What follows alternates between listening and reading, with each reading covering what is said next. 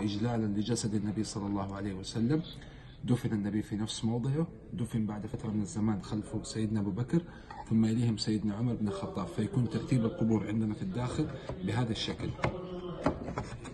يعني القبر الأول ولا تشبيه النبي صلى الله عليه وسلم، القبر الثاني سيدنا أبو بكر، القبر الثالث سيدنا عمر. طبعا في عهد سيدنا عمر كان وضع المنزل طبيعي. في عهد سيدنا عمر بن عبد العزيز بعد أكثر من 80 سنة انهدم السقف بالكامل على القبور الشريفة. كان سيدنا عمر بن عبد العزيز والي المدينة، أزال الغرفة الخاصة بالسيدة عائشة، أعاد بناء وترميم الحجرة الخارجية، وبنى جدار رباعي الشكل بهذا الشكل. طبعا هذا الجدار يحيط بالقبور من الأربع جهات بالكامل، وميزة هذا الجدار إنه جدار مصمت، يعني ما في أي منفذ للداخل، ما يستطيع أي إنسان الوصول للقبر الشريف. عاد بعد فترة سيدنا عمر بن عبد العزيز وقام بالتقوية لسقف الحوش الخارجي اللي هو أسفل هذا السقف يوجد القبر الشريف للنبي صلى الله عليه وسلم.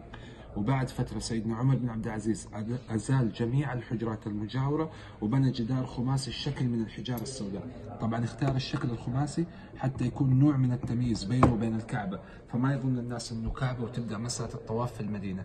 بعد أكثر من 500 سنة في عهد المماليك السلطان محمد بن قلاوون الصالحي بنى قبة صغيرة من الخشب على الجدار الأول من الداخل. كانت هذه القبة تساعد في تصريف مياه الأمطار، وأيضا قام المماليك بعمل دعامة خارجية للجدار الخماسي بهذا الشكل. هذه الدعامة الخارجية اللي تحيط بالجدار الخماسي، وهذه هي الستارة اللي نشوفها خماسي، وهذه هي الستارة اللي نشوفها حاليا من الداخل اللي تحمل كتاب لا إله إلا الله محمد رسول الله. بعد كده في عهد المماليك السلطان الأشرف قيتباي بنى جدار ثالث من الخشب وترك بوابات، يعني كانت الناس تدخل وتسلم على النبي صلى الله عليه وسلم من الداخل. طبعا بعد ذلك في عهد الدولة السعودية قاموا بعمل ترميم كامل للجزء الخارجي بالكامل، وترميم للأجزاء الموجودة في الداخل ما دون الجدار الثاني. وهذا هو الشكل الحالي اللي نشوف عليه المقصورة الشريفة في المسجد النبوي الشريف. بالنسبة للأخوان في الزيارة بيكون مرور الأخوان من الأمام من هذا الجهة، من هنا بيتم السلام على النبي صلى الله عليه وسلم.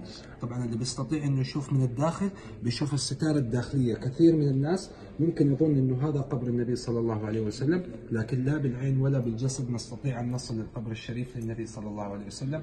بعد ذلك تم بناء القبة الخضراء على سقف المجسم بالكامل، فالقبة الخضراء تغطي ما يوجد تحتها بالكامل من قبة صغيرة موجودة لا زالت من الأسفل. صلى الله على سيدنا محمد.